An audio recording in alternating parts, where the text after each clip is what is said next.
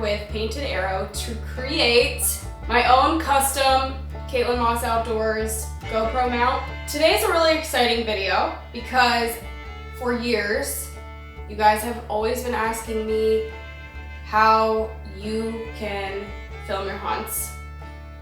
And it's always been a really difficult question for me to answer because yes, I do it for mine, but it has taken many, many years to really practice and critique myself and learn and improve to get my videos to a point that they are. That's not saying that I am the best by any means, but I've kind of got a system down. But a lot of the stuff that I use, I would definitely not recommend to the average person who is trying to get into it. So it was always a question that I always had a hard time answering because I want to help you guys out, but I just never had like a product or camera or whatever it was that I would specifically tell you, yes, go use this thing. So over the years, it's been a struggle because I myself am still learning and I'm trying to like improve and upgrade, and you know, we all know it's expensive to get into, and so there's just so many variables that kind of go into filming your hunt. It's not easy. It's probably never going to be easy no matter what devices you have or what gear you have. But there are things that can make your life easier. So I partnered with Painted Arrow to create, just cool to say, my own custom Kaitlyn Moss Outdoors GoPro mount for your stabilizer for you guys to film your own hunts. I don't think it's something to fully replace a full regular filming setup, but if you're somebody who is just getting into it and you just have no camera experience, or maybe you don't want all the craziness of everything else going on, maybe you just want one simple shot angle, this is gonna be the way to go. This is what it is, this is what you're gonna get. It has my Twisted Rack logo on the bottom, which I think turned out really neat. And all it really is a very simple design. So there's a hole in the back end. Depending on what kind of stabilizer you have, you can directly screw your stabilizer through that, or you can, let's just say you have a Bridgelock, you'll be able to have a set screw that'll attach it to your bow. But on the other end is a magnet, and what you're gonna get is a kit. With your arm, you're gonna get a kit that is basically a cold shoe mount for your GoPro, and it has a sticky little pad on the bottom that you're gonna attach to that cold shoe. You're gonna have that, you're gonna attach it to your cold shoe, and then you're gonna put the magnet on the other side. So it'll end up looking like this on the bottom, and that will stay on that cold shoe. You won't ever take that off. Obviously you can take your GoPro off of that, but the actual piece of metal itself will stay on there. And then all it is simply just attaches to the mount. I really like how seamless and simple this is. There's nothing crazy, you don't have to do anything special to it. You just attach it to your bow and press record. Now they do offer other options. If you have a phone instead of a GoPro, you can go online and find those through Painted Arrow. Which I do have a discount code in my description down below if you guys are interested, if you don't have a GoPro and you maybe want something else. But me personally, I will have the custom GoPro mounts because I use a GoPro for my setup, so I wanted to offer something that I personally use to you guys. I know there's probably a lot of questions, so I'm gonna answer a few that I've gotten already. If you have any that I don't discuss, please ask in the comments below and I will do my best to answer everybody's questions, but I promise it's a pretty straightforward product. So I'm sure the first question you're thinking is, how much does this weigh? So we're gonna weigh it right here, right now, live, because I wanna make sure that you guys are able to accurately know what you're getting into. And I will say, regardless of the weight, it does add weight. I mean, the GoPro itself has some weight to it, so it will add a bit of front weight to your bow. So me personally, I didn't really think about that too much last year. I just practiced with it on, which you definitely need to do. You gotta practice before you get out there because it could throw you off a little bit. Just if you're not used to having that extra weight in the front. But this year I'm thinking about maybe putting a back bar on my new bow just to kind of counterbalance it. So I haven't done that yet, but I will play around with that and I'll let you guys know for sure. But let's see what it weighs. And this is with the GoPro battery, like this is what you're gonna get. Okay, so 11.1 ounces. So that's what it's showing. Which really, I mean, in the grand scheme of things, I don't think it's that much, you know, because a lot of people put a lot of weight on their stabilizers anyway. So I think that's just a personal preference if you're gonna want that weight. It really, I mean, it's up to you. But I will say that I really had no issues with it last year. I wore it all last season, and as long as you practice with it on, like, you know, get your bow set up with it on if you can. Or if your bow's already, you know, dialed in, put it on, see if anything changes, and then make the little tweaks as necessary. I really don't think it's gonna throw you off too much. It's just more so something to get used to. So again, personal preference, but I really didn't have any issues with it. So the next question is going to be, what colors does it come in? So this one is technically not the correct color.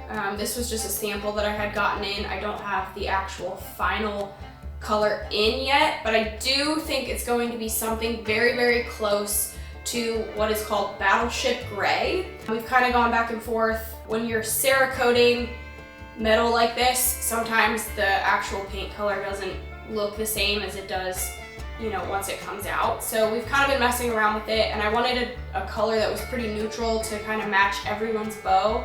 So I think kind of a medium gray is gonna be what it's gonna end up as. Maybe in the future I'll be able to add more colors to it, but just for time's sake and simplicity's sake, I wanted to just kind of have one simple neutral color. This is technically the standard version of the GoPro mount. So if you have pretty much any stabilizer other than a Bridgelock for Mathews, this is gonna be the one that you're gonna get. It's just standard. If you have Bridgelock, then you're gonna obviously get the Bridgelock version and not the standard, just because of the way that it attaches is gonna be a little bit different. That would be the only main difference.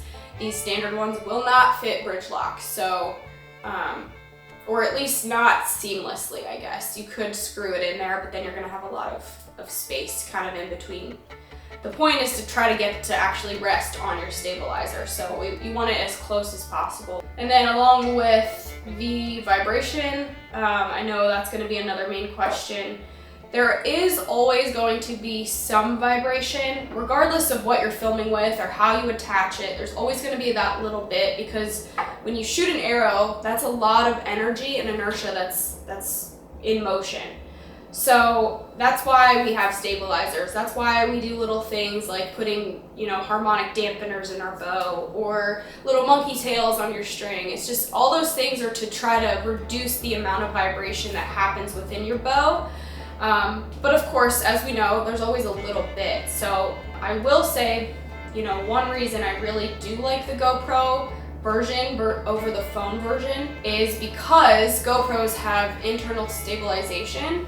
So essentially, instead of, you know, you making a shot and your camera doing this and seeing all of that, GoPros have this internal stabilization where essentially the lens is separate from the body, is the best way I can describe it. When you shoot, for example, and your bow vibrates, it'll kind of slow that motion down and try to steady it as much as it can.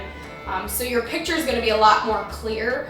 I shot a doe last year with it, and I think that was a perfect example of, you can still see it, but it's going to, you know, steady it a lot more. So that's why I like the GoPros, because I don't know if a lot of phones have that option. So depending on what your budget is, if you can't afford to get a GoPro and you really want to use your phone, maybe look into that and see if your phone even has the stabilization, because if it doesn't, your video is not going to look very good.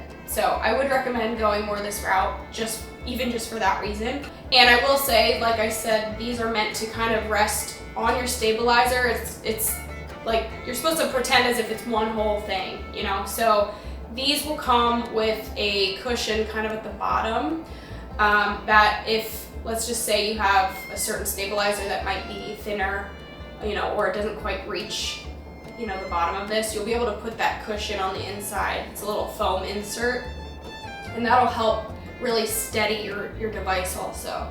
So that'll help with vibration.